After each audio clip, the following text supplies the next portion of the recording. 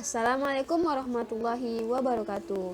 Apa kabar Anda semuanya? Semoga kita semua dalam lindungan Allah Subhanahu wa taala dan dalam keadaan sehat walafiat. Tetap semangat belajar ya, meskipun belajarnya di rumah masing-masing, dan tetap bersyukur atas nikmat yang telah Allah berikan kepada kita.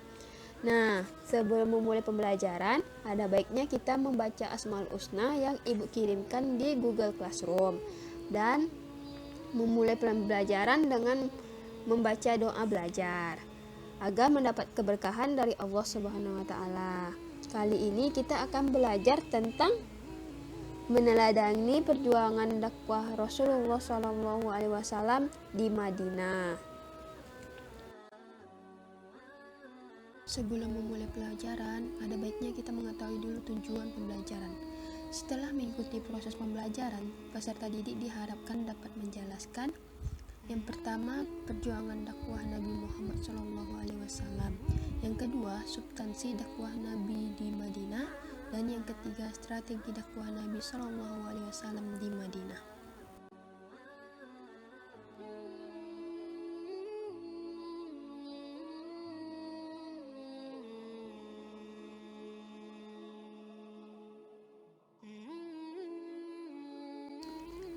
Memahami perjuangan dakwah Nabi Muhammad SAW.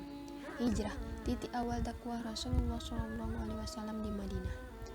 Wafatnya istri tercinta Siti Khadijah dan pamannya Abu Thalib yang selalu menjadi pembela utama dari ancaman para kafir Quraisy, beban Rasulullah SAW dalam berdakwah menyebarkan ajaran Islam makin berat. Di sisi lain, kesediaan penduduk Madinah atau Yasrib memikul tanggung jawab bagi keselamatan Rasulullah SAW, merupakan tanda yang jelas bagi kelanjutan dakwah Rasulullah SAW. Selanjutnya kita mengetahui itu beberapa faktor yang mendorong Rasulullah SAW hijrah ke Madinah, antara lain sebagai berikut. Yang pertama, pada tahun 621 Masehi, telah datang 13 orang penduduk Madinah menemui Rasulullah SAW di Bukit Aqabah. Mereka berikrar memeluk agama Islam.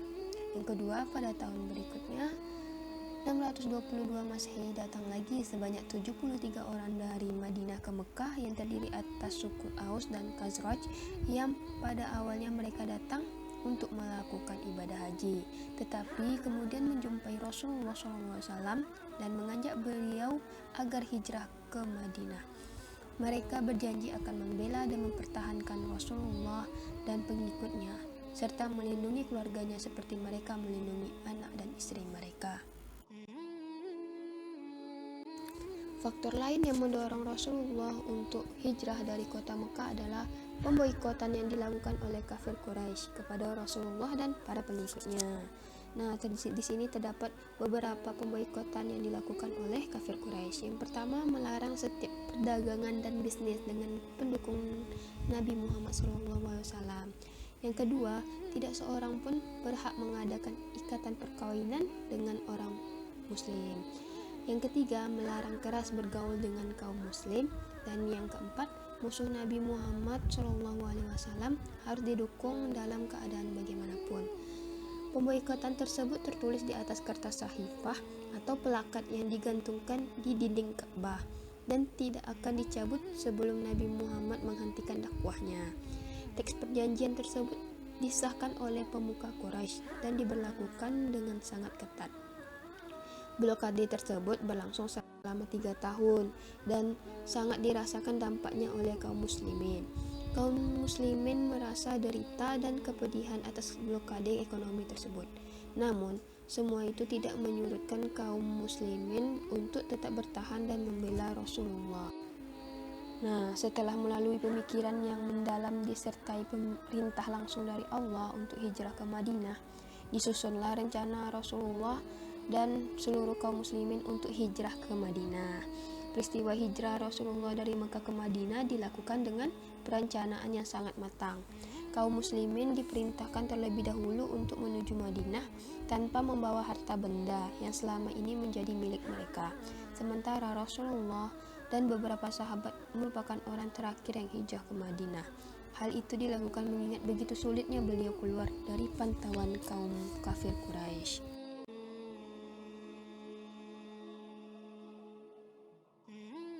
Selanjutnya kita memasuki bagian yang kedua, yaitu substansi dakwah Nabi di Madinah, yang terdapat membina persaudaraan antara kaum Ansor dan kaum Muhajirin. Kehadiran Rasulullah dan kaum Muhajirin di sini yaitu sebutan bagi pengikut Rasulullah yang hijrah dari Mekah ke Madinah, mendapat sambutan hangat dari penduduk Madinah yang disebut dengan kaum Ansar.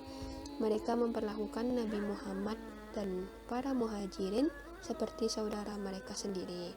Mereka menyambut Rasulullah dengan kaum Muhajirin dengan penuh rasa hormat, selayaknya seorang tuan rumah menyambut tamunya. Bahkan mereka mengumandangkan syair yang begitu menyentuh kalbu. Bunyi syair yang mereka kumandangkan sebagai berikut: telah muncul bulan purnama dari Saniyatil Wadai. Kami wajib bersyukur selama ada yang menyuruh kepada Tuhan. Wahai yang diutus kepada kami, Engkau telah membawa sesuatu yang harus kami taati. Sejak itulah kota Yatsrib diganti namanya oleh Rasulullah dengan sebutan Madinatul Munawwarah.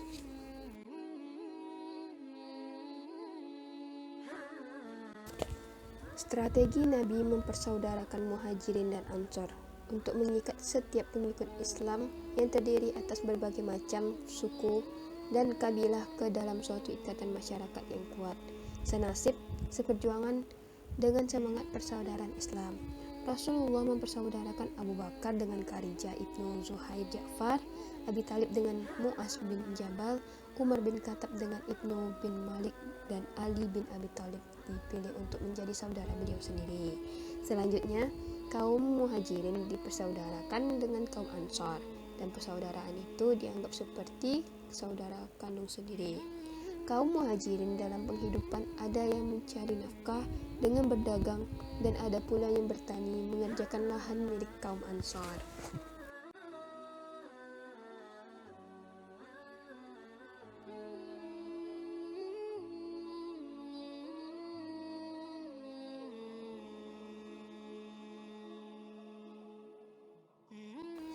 Setelah kaum Muhajirin menetap di Madinah, Nabi Muhammad mulai mengatur strategi untuk membentuk masyarakat Islam yang terbebas dari ancaman dan tekanan atau intimidasi. Pertalian hubungan kekeluargaan antara penduduk Madinah atau kaum Ansar dan kaum Muhajirin dipererat dengan mengadakan perjanjian untuk saling membantu antara Muslim dengan non-Muslim. Ini untuk agar terjauhkan dari ancaman dan tekanan. Nabi Muhammad menyusun strategi ekonomi, sosial, serta dasar-dasar pemerintahan Islam. Kaum Muhajirin adalah kaum yang sabar, meskipun banyak rintangan dan hambatan dalam kehidupan yang menyebabkan kesulitan ekonomi, namun mereka selalu sabar dan tabah dalam menghadapinya dan tidak berputus asa. Nabi Muhammad dalam menciptakan suasana agar dan tentram di kota Madinah, dibuatlah perjanjian dengan kaum Yahudi. Dalam perjanjiannya ditetapkan dan diakui hak kemerdekaan tiap-tiap golongan untuk memeluk dan menjalankan agamanya. Di sini kita bisa melihat isi perjanjian yang dibuat Nabi Muhammad kepada kaum Yahudi, yaitu yang pertama, kaum Yahudi hidup damai bersama-sama dengan kaum Muslimin. Yang kedua, kedua belah pihak bebas memeluk dan menjalankan agamanya masing-masing. Yang ketiga, kaum Muslim dan Yahudi wajib tolong-menolong dalam melawan siapa saja yang memerangi mereka. Yang keempat, orang-orang Yahudi memikul tanggung jawab belanja mereka sendiri, dan sebaliknya, kaum Muslimin juga memikul belanja mereka sendiri. Yang kelima, kaum Yahudi dan kaum Muslimin wajib saling menasihati dan tolong-menolong dalam mengerjakan kebajikan dan keutamaan. Yang keenam, kota Madinah adalah kota suci yang wajib dijaga dan dihormati oleh mereka yang terikat dengan perjanjian itu. Yang ketujuh, kalau terjadi perselisihan di antara kaum Yahudi dan kaum Muslimin, yang dikhawatirkan akan mengakibatkan hal-hal yang tidak diinginkan, urusan itu hendaklah diserahkan kepada Allah dan Rasul-Nya. Dan yang terakhir, siapa saja yang tinggal di dalam ataupun di luar kota Madinah wajib dilindungi keamanan dirinya, kecuali orang zalim dan bersalah, sebab Allah menjadi pelindung bagi orang-orang yang baik dan berbakti.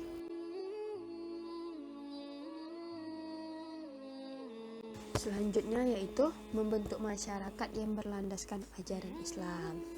Yang pertama, kebebasan beragama. Tujuan ajaran yang dibawa Nabi Muhammad adalah memberikan ketenangan kepada penganutnya dan memberikan jaminan kebebasan kepada kaum muslim, Yahudi, dan Nasrani dalam menganut kepercayaan agama masing-masing. Dengan demikian, Nabi Muhammad memberikan jaminan kebebasan beragama kepada mereka, yaitu baik itu Yahudi dan Nasrani, yang meliputi kebebasan berpendapat, kebebasan beribadah sesuai dengan ajaran agamanya, dan kebebasan mendakwahkan agamanya. Hanya kebebasan yang memberikan jaminan dalam mencapai kebenaran dan kemajuan menuju kesatuan yang integral dan terhormat. Menentang kebebasan berarti memperkuatkan kebatilan dan menyebarkan kegelapan yang pada akhirnya akan mengikis habis cahaya kebenaran yang ada dalam hati nurani manusia. Cahaya kebenaran yang menghubungkan manusia dengan alam semesta, yaitu hubungan rasa kasih sayang dan persatuan, bukan rasa kebencian dan kehancuran.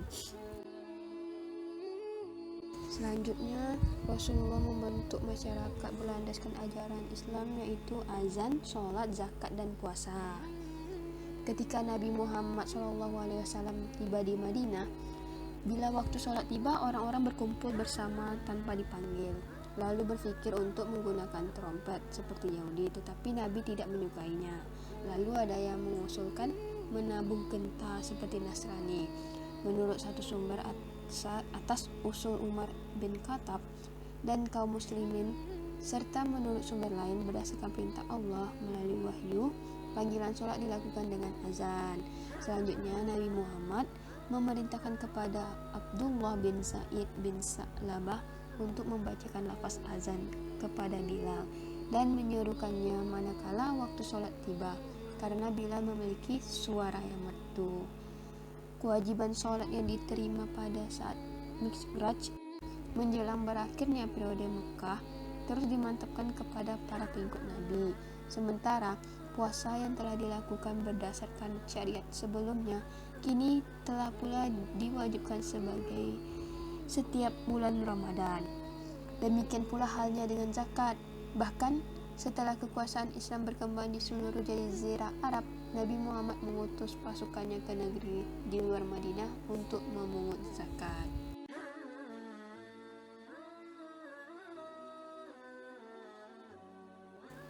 Selanjutnya Nabi Muhammad mengajarkan tentang prinsip-prinsip kemanusiaan. Pada tahun ke-10 Hijriah, Nabi Muhammad melaksanakan haji wada atau haji terakhir. Dalam kesempatan ini, Nabi Muhammad menyampaikan khutbahnya yang sangat bersejarah.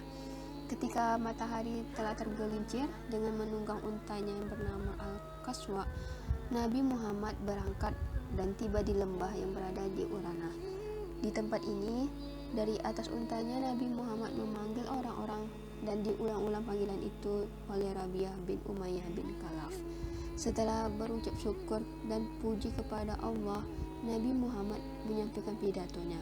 Khutbah Nabi Muhammad itu antara lain berisi larangan menumpahkan darah kecuali dengan hak dan larangan mengambil harta orang lain dengan batil karena nyawa dan harta benda adalah suci, larangan riba dan larangan menganiaya, perintah untuk memperlakukan para istri dengan baik dan lemah lembut, dan perintah menjauhi dosa. Semua pertengkaran antara mereka di zaman jahiliyah harus dimaafkan. Balas dendam dengan tebusan darah sebagaimana berlaku dalam zaman jahiliyah tidak lagi dibenarkan. Persaudaraan dan persamaan di antara manusia harus ditegakkan. Hamba sahaya harus diperlakukan dengan baik. Mereka makan seperti apa yang dimakan tuannya dan berpakaian seperti apa yang dipakai tuannya. Dan yang terpenting adalah umat Islam harus berpegang kepada Al-Quran dan Sunnah. Nah, di situ dapat kita ketahui bahwa Rasulullah sangat sekali menyayangi seluruh umatnya. memberikan keadilan kepada setiap umat.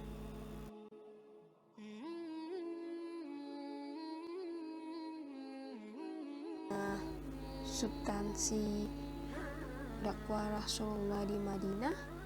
Yang ketiga itu mengajarkan pendidikan politik, ekonomi, dan sosial.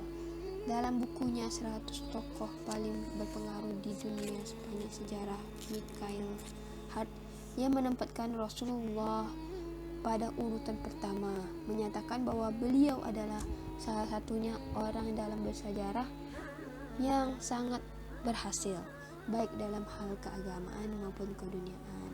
Dalam urusan politik, Rasulullah menjadi pemimpin politik yang amat efektif. Hingga saat ini, 14 abad pasca wafatnya, pengaruhnya sangat kuat.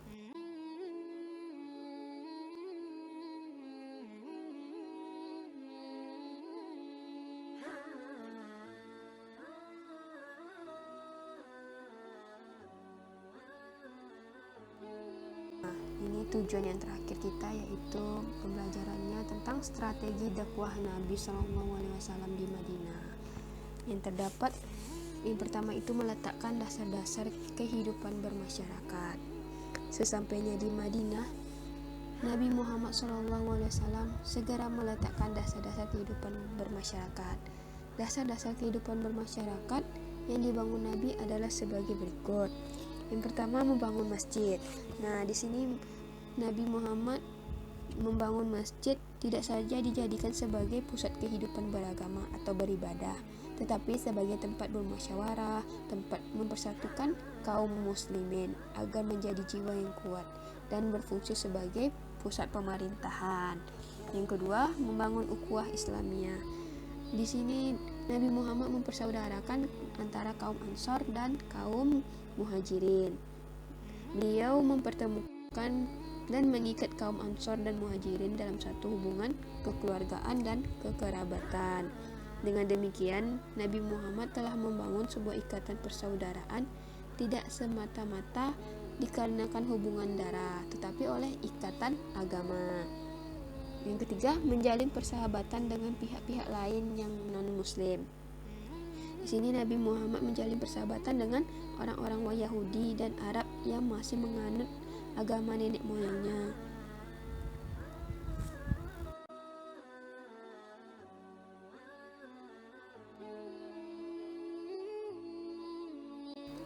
Terbentuknya negara Madinah membuat Islam makin kuat. Pada sisi lain, timbul kekhawatiran dan kecemasan yang amat tinggi di kalangan Quraisy dan musuh-musuh Islam lainnya. Kenyataan ini mendorong orang Quraisy dan yang lainnya melakukan berbagai bentuk ancaman dan gangguan. Untuk itu, Nabi Muhammad mengatur siasat dan membentuk pasukan perang serta mengadakan perjanjian dengan berbagai kabilah yang ada di sekitar Madinah. Upaya kaum muslimin mempertahankan Madinah melahirkan banyak peperangan. Berikut beberapa peperangan yang terjadi. Yang pertama, Perang Badar. Perang Badar merupakan perang yang pertama kali terjadi dalam sejarah Islam. Perang ini berlangsung antara kaum muslimin melawan musyrik Quraisy. Peperangan ini terjadi pada tanggal 8 Ramadan tahun kedua Hijrah.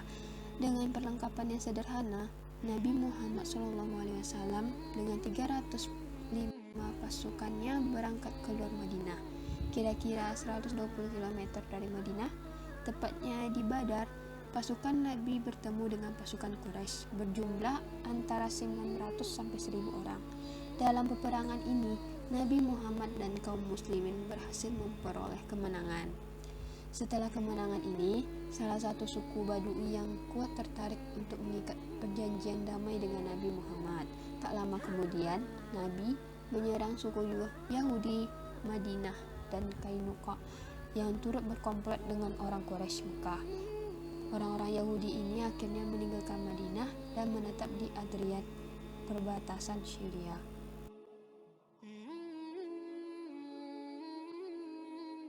Yang kedua yaitu Perang Uhud. Kekalahan dalam Perang Badar makin menimbulkan kebencian Quraisy kepada kaum muslimin.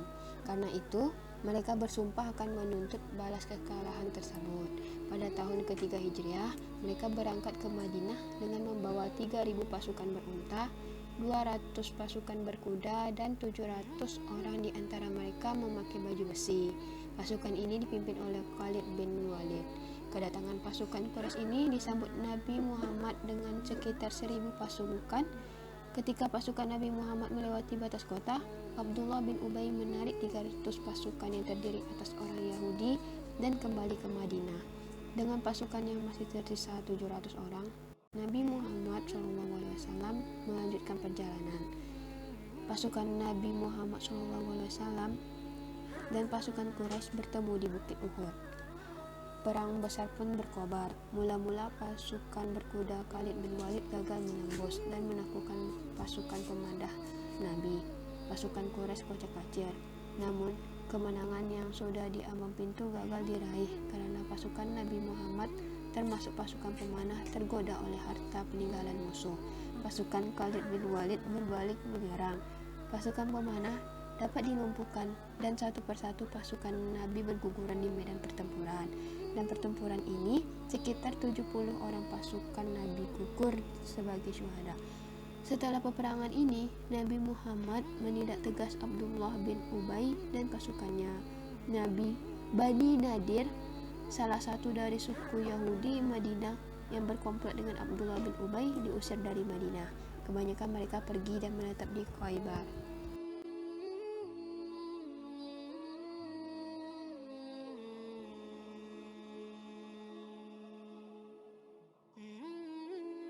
Yang ketiga, Perang Ahzab atau Khandaq. Bani Nadir yang menetap di Khaybar berkomplot dengan musyrikin Quraisy untuk menyerang Madinah. Pasukan gabungan mereka berkekuatan 24.000 pasukan. Pasukan ini berangkat ke Madinah pada tahun ke-5 Hijriah. Atas usul Salman Al-Farisi, umat Islam menggali parit untuk pertahanan. Oleh karena itu, perang ini disebut dengan Perang Khandaq atau parit. Selain itu, peperangan ini disebut dengan Perang Ahzab, sekutu beberapa suku, karena Bani Nadir, orang Yahudi yang terusir dari Madinah, musyrikin Quraisy dan beberapa suku Arab yang masih musyrik berkomplot melawan pasukan Islam. Pasukan musuh yang hendak masuk ke Madinah tertahan oleh parit. Karena itu, mereka mengepung Madinah dengan membangun kemah-kemah di luar parit. Pengepungan ini berlangsung selama 1 bulan dan berakhir setelah badai kencang menerpa dan memporak-porandakan kemah-kemah mereka. Kenyataan ini memaksa pasukan Ahzab menghentikan pengepungan dan kembali ke negeri masing-masing tanpa mendapat hasil apapun. Dalam suasana kritis, orang-orang Yahudi dan Bani Quraisy di bawah pimpinan Ka'ab bin Asad melakukan pengkhianatan. Setelah musuh menghentikan pengepungan dan meninggalkan Madinah, para pengkhianat itu dihukum mati. Yang keempat, Perang Hunain. Perang ini meskipun Mekah telah ditaklukkan, tidak semua suku Arab bersedia tunduk kepada Nabi Muhammad. Ada 2 suku yang masih melakukan perlawanan terhadap Nabi Muhammad SAW, yaitu Bani Saqif di Taif dan Bani Hawazin di antara Mekah dan Taif. Kedua suku ini berkomplot melawan Nabi Muhammad dengan alasan menuntut balas atas berhala-berhala mereka yang ada di Ka'bah yang dihancurkan oleh tentara Islam ketika penaklukan Mekah. Dengan kekuatan 12.000 pasukan di bawah pimpinan Nabi Muhammad, tentara Islam berangkat menuju Hunain. Dalam waktu singkat, Nabi Muhammad dan pasukannya dapat menumpas pasukan musuh. Dengan takluknya Bani Saqif dan Bani Hawazin, seluruh jazirah Arab di bawah kekuasaan Nabi Muhammad SAW.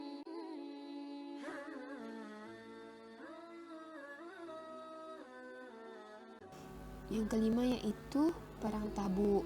Menghadapi peperangan ini, banyak sekali kaum muslimin yang mendaftar untuk turut berperang.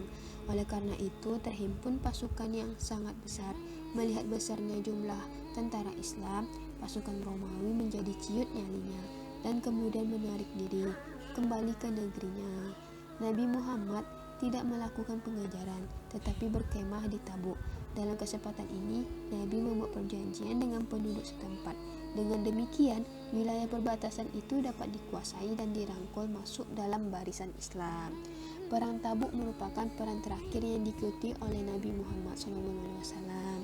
Perang ini terjadi karena kecemburuan dan kekhawatiran Heraklius atas keberhasilan Nabi Muhammad menguasai seluruh jazirah Arab.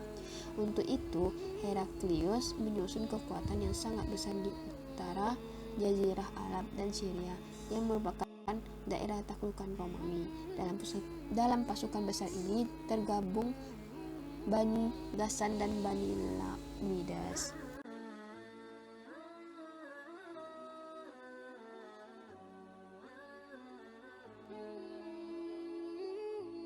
Selanjutnya, strategi dakwah Nabi di Madinah itu terdapat surat Nabi Muhammad SAW kepada para raja.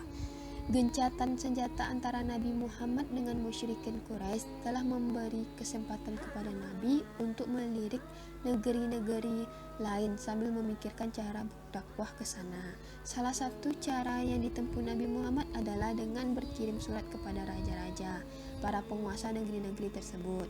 Di antara raja-raja yang dikirimi surat oleh Nabi Muhammad SAW adalah Raja Ghassan, Mesir, Abyssinia, Persia, dan Romawi. Tidak satu pun dari raja-raja tersebut menyambut dan menerima ajakan Nabi Muhammad. Semuanya menolak dengan cara yang beragam. Ada yang menolak dengan baik dan simpati, dan ada pula yang menolak dengan kasar, seperti yang dilakukan oleh Raja Ghassan. Ia tidak sekadar menolak, bahkan utusan Nabi Muhammad ia bunuh dengan kejam. Untuk membalas perlakuan Raja Ghassan, Nabi Muhammad menyiapkan 3.000 orang pasukan. Peperangan terjadi di Mu'tah, sebelah utara jazirah Arab. Pasukan Islam kesulitan menghadapi tentara Raja Ghassan yang dibantu oleh Romawi. Beberapa orang pasukan Muslim gugur sebagai syuhada dalam pertempuran itu. Melihat kenyataan ini, komandan pasukan Khalid bin Walid menarik pasukannya dan kembali ke Madinah.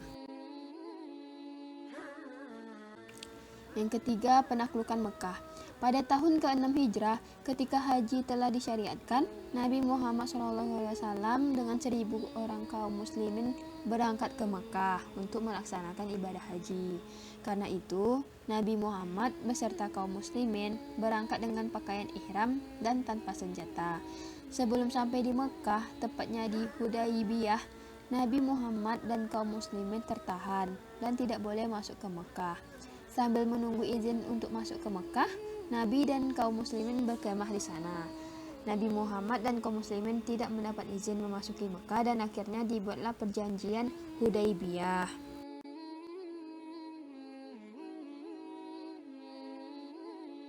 Perjanjian Hudaybiyah berisi 5 kesepakatan, yaitu yang pertama, kaum muslimin tidak boleh mengunjungi Ka'bah pada tahun ini dan ditangguhkan sampai tahun depan. Yang kedua, lama kunjungan dibatasi sampai 3 hari saja. Yang ketiga, kaum muslimin wajib mengembalikan orang-orang Mekah yang melarikan diri ke Madinah. Sebaliknya, pihak Quraisy menolak untuk mengembalikan orang-orang Madinah kembali ke Mekah. Selama 10 tahun dilakukan gencatan senjata antara masyarakat Madinah dan Mekah. Dan yang terakhir, tiap kabilah yang ingin masuk ke dalam persekutuan kaum Quraisy atau kaum muslimin bebas melakukannya tanpa mendapat rintangan. Setahun kemudian, Nabi Muhammad beserta kaum muslimin melaksanakan ibadah haji sesuai dengan perjanjian. Dalam kesempatan ini, banyak penduduk Mekah yang masuk Islam karena melihat kemajuan yang diperoleh oleh penduduk Madinah. 2 tahun perjanjian Hudaybiyah berlangsung, dakwah Islam telah menjangkau seluruh jazirah Arab dan mendapat tanggapan positif. Prestasi ini menurut orang Quraisy dikarenakan adanya perjanjian Hudaybiyah. Oleh karena itu, secara sepihak mereka membatalkan perjanjian tersebut. Nabi Muhammad SAW segera berangkat ke Mekah dengan 10.000 orang tentara. Tanpa kesulitan, Nabi Muhammad dan pasukannya memasuki Mekah dan berhala di semua sudut negeri dihancurkan. Setelah itu, Nabi Muhammad berkhutbah memberikan pengampunan bagi orang-orang Quraisy. Dan dalam khutbah itu Nabi Muhammad menyatakan, siapa yang menyarungkan pedangnya, ia akan aman. Siapa yang masuk ke Masjidil Haram, ia akan aman. Dan siapa yang masuk ke rumah Abu Sufyan, ia juga akan aman. Setelah khutbah itu, penduduk Mekah datang berbondong-bondong dan menyatakan diri sebagai muslim. Sejak peristiwa itu, Mekah berada di bawah kekuasaan Nabi Muhammad SAW. Keislaman penduduk Mekah memberikan pengaruh yang sangat besar kepada suku-suku di berbagai pelosok Arab. Oleh karena itu, pada tahun ke-9 dan 10 Hijrah, Nabi Muhammad SAW menerima berbagai delegasi suku-suku Arab, sehingga tahun itu disebut dengan tahun perutusan. Sejak itu, peperangan antar suku telah berubah menjadi saudara seagama, dan persatuan Arab pun terwujud. Nabi Muhammad kembali ke Madinah. Ia mengatur organisasi masyarakat Arab yang telah memeluk Islam. Petugas keamanan dan para dai dikirim ke daerah-daerah untuk mengajarkan Islam, mengatur peradilan, dan memungut zakat. 2 bulan kemudian, Nabi Muhammad jatuh sakit, dan pada 12 Rabiul Awal, bertepatan dengan 8 Juni 1632 Masehi, ia wafat di rumah istrinya, yaitu Aisyah.